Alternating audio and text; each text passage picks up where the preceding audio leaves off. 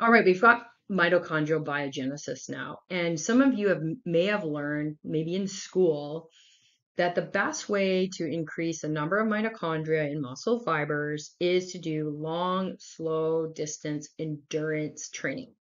I learned that in graduate school, thought, okay, this is the golden rule. This is how we do it. Now, maybe I'll ask you, in the sports you're preparing athletes for, are they doing continuous cyclical movements at a low intensity? And you might be thinking, no. Now, there is a time and a place for that kind of work, and that's not the focus of today's webinar.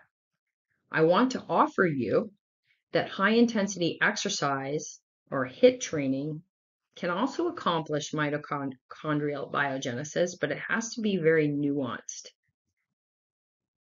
How does it do so? Well, let's back up and look at the long endurance sessions at slow speeds. So if I went out for a long jog, what happens is I get higher concentrations of calcium.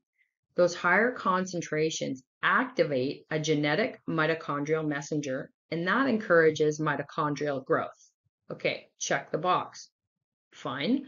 But again, I'm not really training specifically enough for the sport that I really want to play, which might be boxing.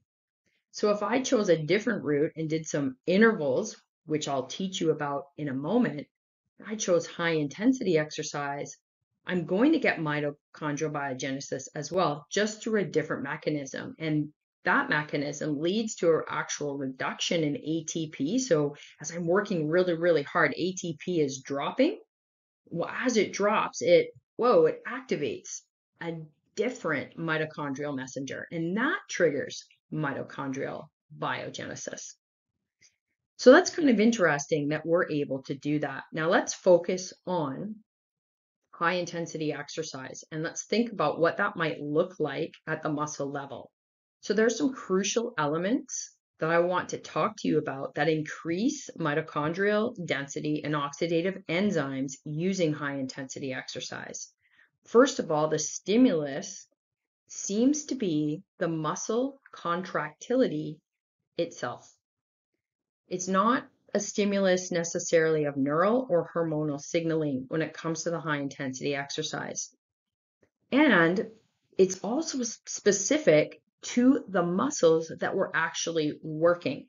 So if I'm doing sprinting, I'm probably getting a good adaptation full body, like run sprinting. If I'm doing striking, same. I'm probably getting good adaptations everywhere. If I use battling ropes and keep my lower body fairly static, I'm going to get that adaptation in through the upper body. Now for a grappler, that actually might be a good thing, because especially if they did Greco-Roman wrestling and they're using a lot of upper body. So we need to really think about the demands of the sport and decide what would be the best modality.